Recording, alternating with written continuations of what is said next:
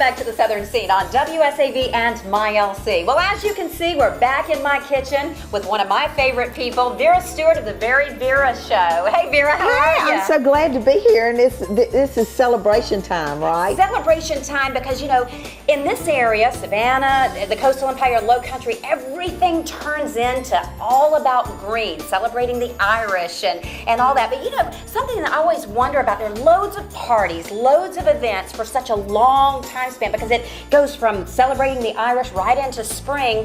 How do you do something at events and parties to bring that Irish spirit but bring the coastal feel all along with it in the kitchen for your guests? The coastal feel is certainly my favorite. You know, easily you start talking about seafood and everybody's on board. The hardest part is the green part when it comes to food because there's either something seriously wrong or you're thinking, why is that green? Why is that green? You know, if it's a dish that you're planning to serve and there's a little green tint going, you're not. You might not be so lucky. You might not be so lucky. You might not be so lucky. So, you know, we love to think about things. You know, it seems like you're always saying on the show about how busy we all are, and that could not be, that is so true.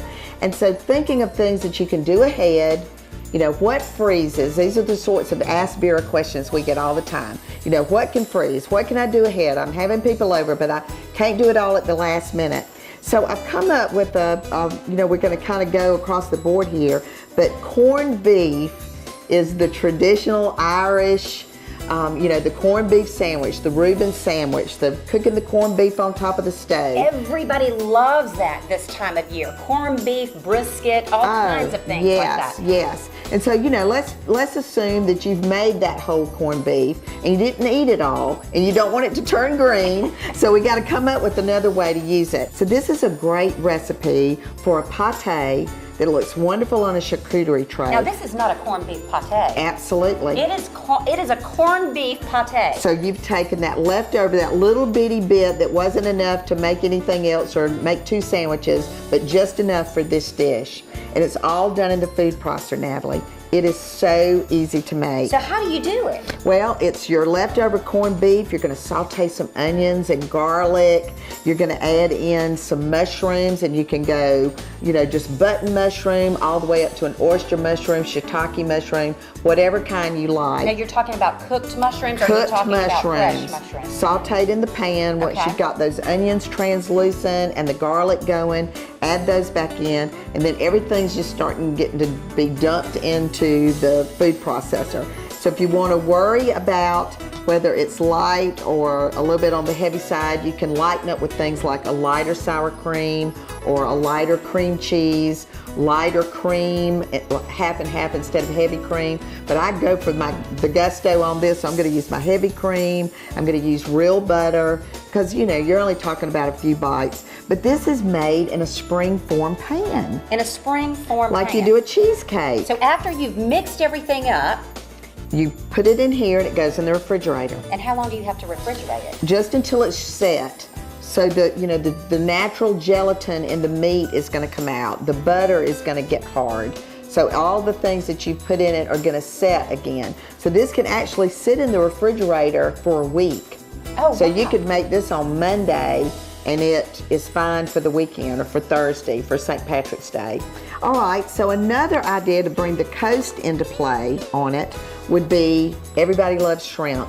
So to kind of tie in the whole Irish and get that little feel going, let's do a beer battered shrimp. A beer battered shrimp during the Irish celebration. Would Imagine just be that. fantastic. And you know, I think Make a lot of people happy.